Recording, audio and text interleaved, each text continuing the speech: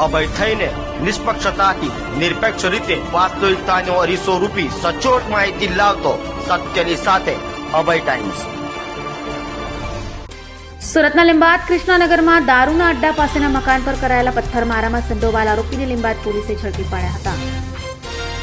સુરતના લીંબાદ વિસ્તારના કૃષ્ણનગરમાં બુટલેગર બેફામ બન્યું હતું અને ઘર પાસે જાહેરમાં દારૂ પીનારાઓ અંગે ટકોર કરનાર યુવાનના ઘરે બુટલેગરો સાથીદારો સાથે મળી પથ્થરમારો કર્યો હતો।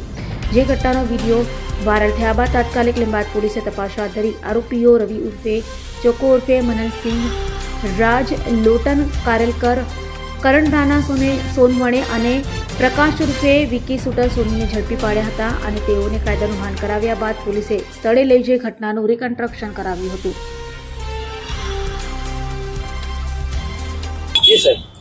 આજ રોજ લિંબાયત વિસ્તારમાં આવેલ કૃષ્ણાનગર ખાતે રવિ ચોકો અને તેમના સાગરીતો વચ્ચે કોઈ પણ બાબતે ગાળાગાળી થયેલ હોય, જેથી ફરિયાદી શ્રી વિનોદભાઈના ભત્રીજા રવિ નાઓએ તેઓને તેમના ઘરની સામે ગાળાગાળી કરવાની ના પાડેલી। જે અનુસંધાને આરોપીઓ કે તું અમને કે લડવામાં ના પાડવા વાળો કોણ એમ કરીને એ લોકો વચ્ચે ગાળાગાળી થયેલી અને છૂટા પથ્થરનો ઘા કરેલા।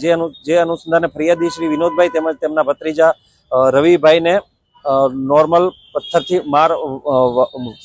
પથ્થર વાગેલો હતો, તેમજ તેમના ઘરની કાચની બારીઓ 2 તોડેલી હતી। જે અનુસંધાને તમામ 4 આરોપીઓ વિક્કી ઉર્ફે રવિ ઉર્ફે ચોકો ને ચારેયને આરોપીને પકડીને કાયદેસરની કાર્યવાહી કરવામાં આવેલ છે। તેમજ ગુનાવાળી જગ્યાએ તેઓને લઈ જઈ અને ગુનાવાળી જગ્યાએ તેમનું રિકન્સ્ટ્રક્શન કરવામાં આવેલ છે। લોકોને તમામને એક જ મેસેજ છે, કોઈ પણ જો લુખાગીરી કરતા હોય તો તાત્કાલિક લિંબાયત પોલીસ સ્ટેશનનો તેમજ 112નો કોન્ટેક્ટ કરો અને મહેરબાન ગૃહ રાજ્ય મંત્રી શ્રી તેમજ મહેરબાન પોલીસ કમિશનર શ્રી નાઓના આદેશ મુજબ જો કોઈ પણ આરોપીઓ છે જો કાયદામાં રહેશે તો ફાયદામાં રહેશે।